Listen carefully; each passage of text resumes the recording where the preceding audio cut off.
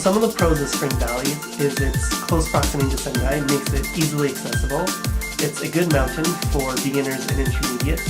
Its quad lift can take you almost all the way to the top of the mountain relatively quickly. It has a decent terrain park, and it has relatively low cost for lifting it. Some of the main cons though of Spring Valley is its quad lift can get rather busy, especially later in the morning. And it's a small ski hill, so it doesn't have a lot of variety in terms of runs.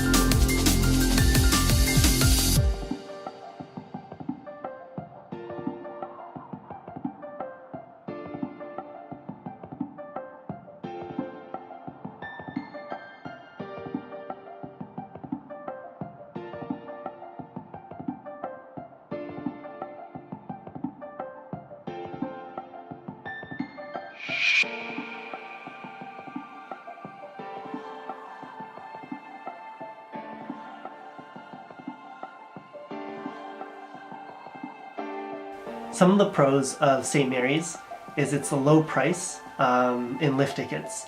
It's a good mountain for beginners and intermediates, and it's relatively close to Sendai. I've been a few times after work on Fridays with colleagues for nightboarding.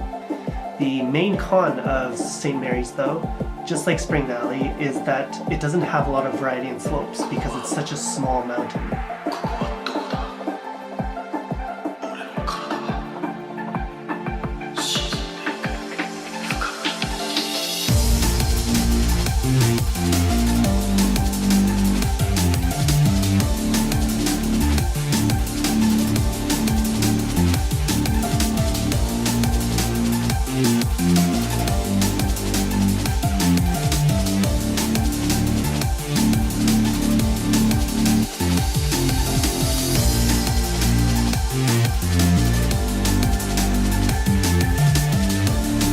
The pros of the Boshi is that it has one of the longest continuous runs I've been on while here in Japan.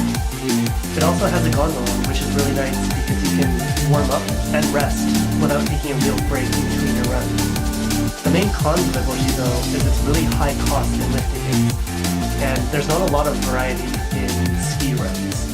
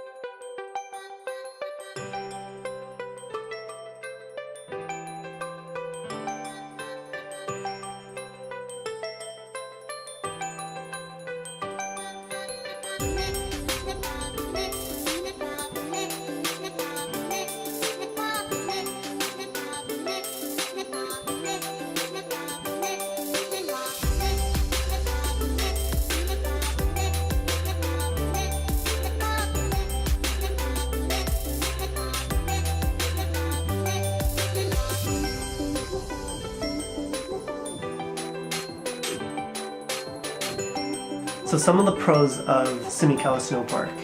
It has a huge annual snowfall due to its really high elevation. It has free parking, which is rather uncommon from my experiences here in Japan. It has a decent terrain park to practice your rails and boxes, and it has low prices for lift tickets. When I went, there was a deal for 2,000 yen if you are in your 20s. Some of the cons though of Sumikawa is that it's not very easily accessible. There's a long winding road just to get to the base of the mountain. It also has a lot of flats, which is hard for beginner snowboarders because it's easy to stop. And the pair lifts can be kind of slow.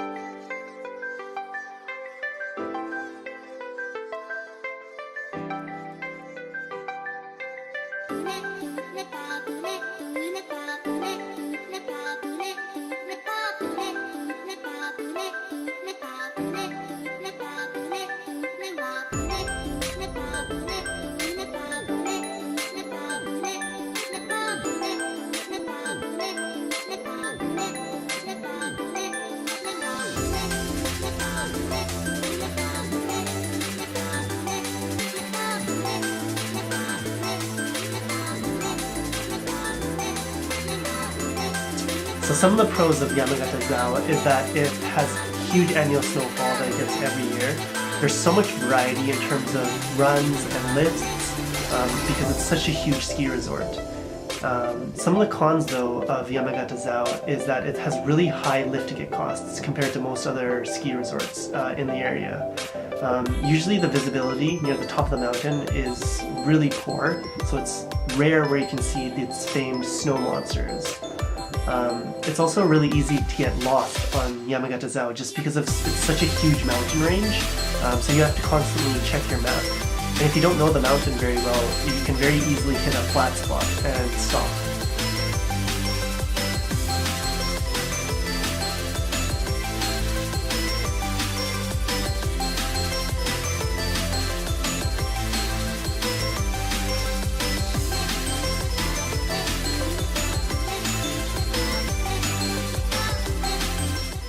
As always, thank you so much for watching, and I'll see you guys next time.